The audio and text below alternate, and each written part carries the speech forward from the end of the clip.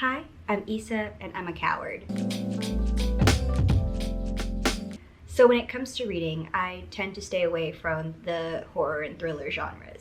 But there's this readathon taking place next week called Summerween. Two of my best friends on BookTube and Bookstagram, Naomi and Cami, are both going to be participating. I'll put their TBR videos somewhere in the description. And my greatest fear is the fear of missing out, so I'm going to try and participate as well. To make things a little extra spooky, I start both a new college semester and a new job that week as well. So I've compiled a very small TBR to make my goals a little bit more manageable. Here's the books I'm going to be reading. For the prompts to read something with a creepy cover and to read something paranormal, I'm going to be reading Horror Store by Grady Hendrix. This is a horror comedy parody about a furniture superstore. Strange things are happening, products are getting damaged, so some employees volunteer to stay overnight to figure out what's going on. As a college student who's spent way too much time at an IKEA, I'm really interested by the premise. And I love a good horror comedy when it comes to movies, so hopefully I'll like it in book format as well. Horror Store is probably gonna be the most traditionally spooky book,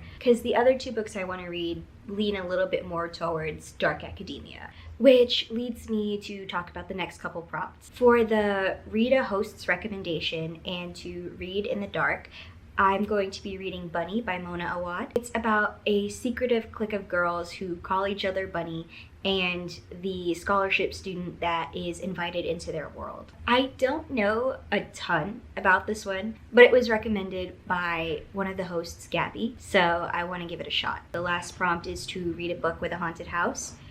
For this, I'll be reading Catherine House by Elizabeth Thomas. It's about this elite university institution type of thing where they basically guarantee you all the power and prestige that you want after you graduate, but you have to spend 3 years with no contact with the outside world. It looks pretty gothic, which I'm really excited for because I tend to really like gothic books. However, if my week does get too chaotic, I might just save Catherine House for another time and just use the very weak argument that technically, because the store in Horror Store sells most of the interiors of a home, it could count as a home. And those are the books that I'm going to be attempting, emphasis on attempting, to read next week. So that's it for me. If you're going to be participating, let me know what you're going to read. And until next time, bye. Got nothing in return for my pain.